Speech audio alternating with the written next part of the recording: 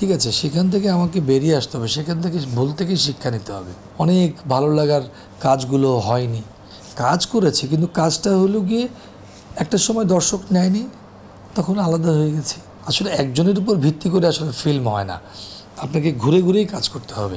আমরা একটা সময় শুনতাম ফিল্মে প্রচুর মাফিয়াদের আগমন ঘটেছিল, যারা নায়ক ছিলেন তারা খুব রিস্কে ছিলেন। আমরা সোহেল খানের কথা বলতে পারি, সালমান শাহটা এখনও মীমাংসিত নয়, তারপরেও তার কথাটা উঠে আসে। এরকম কোনো স্মৃতি আছে কিনা যে আপনি থ্রেট পেয়েছিলেন বা জীবনের একটা হুমকির সম্মুখীন হয়েছিলেন? এরকম পাইনি, তবে কিছু লোক তো আসলে কি থাকে, কিছু লোক থাকে যারা আসলে মানে মানুষকে ডমিনেটিং করতে চায়, ঠিক আছে।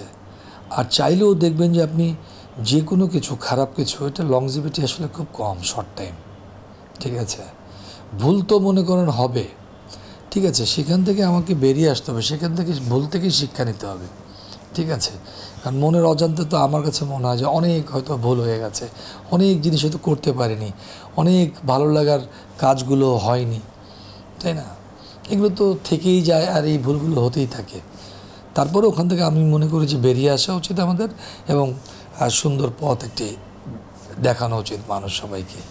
শাকিল খানের সঙ্গে পপির আমরা একটা জুটি দেখেছি, দারুণ জুটি আমরা দেখেছি।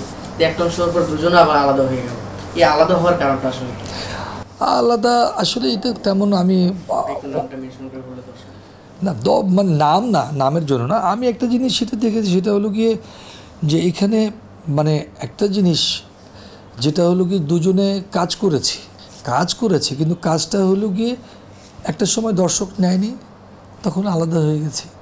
কারণ এরকম অনেক আছে, যেমন রাজ্জাক ভাই শাবানা ম্যাডাম কাজ করেছে, রাজ্জাক ভাই কবরী কাজ করেছে, রাজ্জাক ভাই ববিতা ম্যাডাম কাজ করেছে। আসলে একজনের উপর ভিত্তি করে আসলে ফিল্ম হয় না, আপনাকে ঘুরে ঘুরেই কাজ করতে হবে। সুতরাং জুটি যে প্রথা, এটা আসলে মানে টেম্পোরারি, এটা পার্মানেন্ট না, ঠিক আছে। হয়তো এরকম 5টা 7টা 10টা 15টা ছবি চলছে, কিন্তু এরকম 100-200 ছবি চলে না। এটা একটা উপমহাদেশের এক জায়গায় আমি দেখেছি, সেটি হল উত্তম সুচিত্রা সেনের অনেক ছবি আছে।